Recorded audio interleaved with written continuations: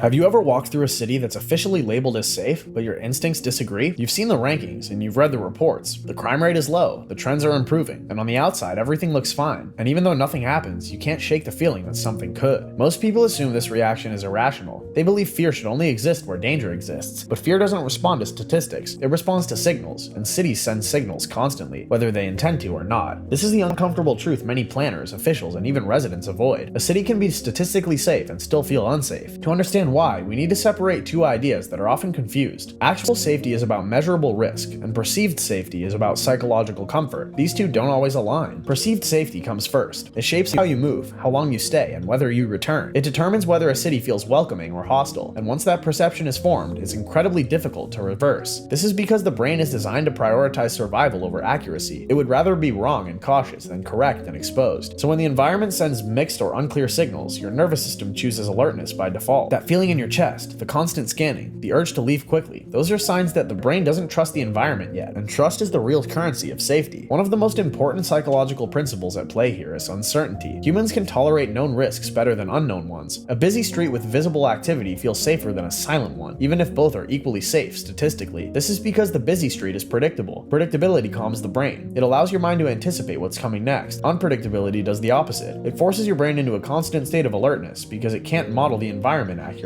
Cities that feel unsafe often share this problem. They lack clear patterns, streets suddenly empty, lights turn off unexpectedly, buildings appear abandoned next to active spaces, while people appear and disappear without warning. None of these things are crimes, but together they create ambiguity, and ambiguity is interpreted by the brain as a potential threat. Your mind starts filling in the blanks, and it always fills them in with the worst possible explanations because evolution trained you that way. Meanwhile, there's a powerful psychological message embedded in how a place looks. When an environment is visibly maintained, your brain assumes order. It assumes rules are enforced. It assumes someone is paying attention. When an environment looks neglected, the opposite assumption forms instantly. Cracked sidewalks, broken streetlights, trash that isn't cleared, graffiti that lingers for months, buildings with boarded windows, empty overgrown lots. These are not just aesthetic issues, they're psychological ones. Your brain interprets neglect as absence of control. It reads it as a signal that norms are weak here, those boundaries may not be enforced, that if something goes wrong, help may not arrive quickly. Even when crime is rare, these signals tell a different story. They're signs of a place where rules bend, and once it's clear enough, fear settles in. This is why two neighborhoods with similar crime rates can feel completely different. One looks cared for, the other looks forgotten, and the brain trusts what it sees. Urban design plays a massive role in how safe a city feels, yet it's often overlooked. The way streets are laid out, how buildings face the road, where people walk, and what they can see all influence the nervous system. Humans feel safer in spaces where they can see ahead, see around them, and see exits. Wide sidewalks, open sightlines, transparent storefronts, and consistent lighting reduce anxiety because they reduce uncertainty. On the other hand, narrow pathways, blind corners, tall blank walls, and poorly lit underpasses increase stress instantly. These designs limit visibility and control, two things the brain depends on for safety. When you can't see what's coming, your body prepares for anything. Your heart rate increases, your muscles tense, your awareness sharpens. Again, this happens automatically. You don't choose it. Some cities unintentionally design fear into their infrastructure, not because they want to, but because functionality was prioritized without considering human psychology. And once fear becomes associated with certain places, people avoid them. That avoidance leads to emptiness. Emptiness reinforces fear. The cycle continues. One of the strongest signals of safety is other people behaving normally. Humans are social creatures. We look to others to assess whether a situation is safe. When people are relaxed, talking, sitting, walking calmly, or engaging in everyday activities, your brain takes that as reassurance. It assumes that if danger were present, others would react. When people are absent, tense, rushing, or avoiding eye contact, the brain asks why. Cities that feel unsafe often lack visible, comfortable human presence in public spaces. Streets may be empty even during hours when activities should exist. Shops may close early. Public seating may be removed or unused. This absence sends a powerful message. It suggests that people don't trust the space enough to occupy it freely, and when they don't trust it, why should you? It's not about crowds.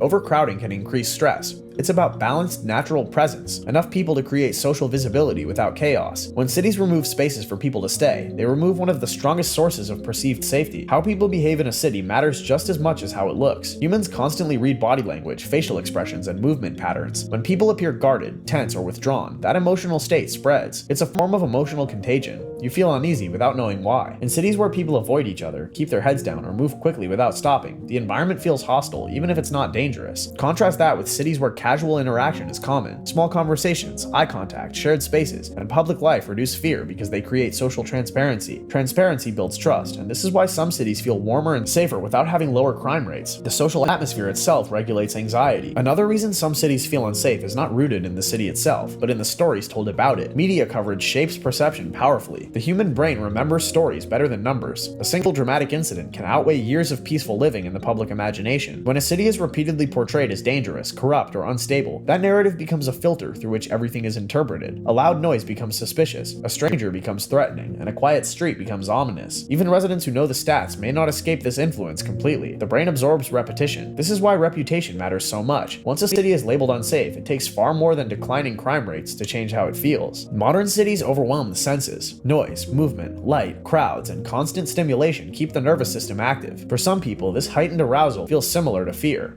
The body's activated, the mind is alert, and the brain looks for a reason. In unfamiliar environments, that reason often becomes, "This place is unsafe," even when no clear threat exists. This is especially true for people who come from quieter environments. The mismatch between what the body is experiencing and what the mind expects creates discomfort. Cities that don't provide spaces for calm, rest, and decompression intensify this effect. Without relief, constant stimulation becomes stress, and stress becomes perceived danger. Visible inequality plays a significant role in how safe a city feels. When wealth and poverty exist side by side without transition, the contrast creates psychological tension. The brain interprets extreme inequality as instability. It senses unresolved conflict, competition, and unpredictability. This does not mean poverty equals danger. It means stark contrast without integration. Cities with visible social fractures often feel unsafe even when crime is low because the environment signals imbalance, and imbalance makes outcomes harder to predict. Finally, familiarity shapes safety more than most people realize. A city that feels unsafe to a visitor may feel completely normal to a resident. This is because locals understand the rules. They know which behaviors are normal, which areas are fine, and what signals can be ignored. Outsiders lack this context. Without it, their brains compensate with caution. This is why cities that don't communicate their norms clearly feel more intimidating. When rules are unclear, fear fills the gap. Now, the core idea is simple but uncomfortable. Feeling unsafe is rarely about crime alone. It's about unclear signals, broken trust, and environmental ambiguity. Cities that ignore perception while focusing only on stats miss the point because people don't experience cities as data. They experience them as environments their bodies must survive. One of the simplest yet most powerful factors in perceived safety is lighting. But it's not just about brightness. It's about consistency, coverage, and predictability. Humans fear what they can't see. Darkness limits information. It removes context. It turns harmless movement into potential threat. Cities with uneven lighting unintentionally create fear pockets. A well-lit street that suddenly drops into darkness triggers instant alertness. The brain interprets that shift as risk. Consistent lighting communicates care and control. It tells the brain that the space is monitored, intentional, and predictable. Poor lighting does the opposite, even if crime is rare. This is why people often feel more anxious walking through poorly lit, safe neighborhoods than through brighter areas with higher crime. The brain prioritizes visibility over reputation. Public transport is another major factor in perceived safety that cities often underestimate. Buses, trains, stations, and stops are spaces where people temporarily lose control over movement. Waiting, being confined, and sharing enclosed spaces with strangers increases vulnerability. If transit areas feel neglected, chaotic, or poorly supervised, fear rises quickly. Broken ticket machines, unclear schedules, poor lighting, and lack of staff presence all send the same message. No one is in charge here. Even when incidents are rare, the feeling of being trapped without support amplifies anxiety. People don't just ask whether something will happen, they ask what they could do if it does. Cities that want to feel safer must treat transit spaces as psychological environments, not just logistical ones. Another misunderstood element of safety is policing. It's not just about response times or arrest rates, it's about visibility and predictability. People feel safer when authority is present in a calm, non-threatening way. When law enforcement is invisible, people assume no one will intervene. When it's overly aggressive, people feel tension and mistrust. Both extremes increase fear. The most effective sense of safety comes from balanced visibility. Officers who are seen regularly, who interact normally, who belong to the environment rather than disrupt it. This presence reassures the brain that systems are functioning, that rules exist and help is nearby. Cities that focus only on enforcement metrics often miss the psychological dimension completely. Sound plays a powerful role in how safe a city feels, yet it's rarely discussed. Sudden loud noises, echoes, alarms, shouts, or mechanical sounds without clear sources increase anxiety. The brain reacts strongly to unexpected sounds because they historically signal danger. In cities, constant unpredictable noise keeps the nervous system on edge. Areas with harsh acoustics, like underpasses or concrete corridors, amplify this effect. Sound bounces unpredictably, making it difficult to locate sources. In contrast, environments with consistent ambient noise feel safer. Predictable sounds create context. Silence followed by sudden noise does the opposite. Cities that manage sound intentionally reduce subconscious stress and, with it, perceived danger. However, every city has unwritten rules: how people walk, how they interact, and how they occupy space. These norms shape perception more than most realize. When behavior behavior is predictable, the brain relaxes. When behavior feels unfamiliar or inconsistent, the brain becomes alert. This is not about right or wrong, it's about expectation. When you don't know what behavior is normal, every action feels uncertain. Cities that welcome outsiders but fail to communicate their norms clearly often feel intimidating. Visitors don't know how to blend in, so they feel exposed. There's a common belief that fewer people means safer spaces. In reality, emptiness often increases fear. Empty streets remove witnesses. They remove social validation and remove help. When public spaces are deserted, the brain asks why. This is why cities that restrict public life unintentionally create fear. Removing benches, closing parks early, or discouraging lingering reduces safety perception. People occupying space signal safety to each other. When that signal disappears,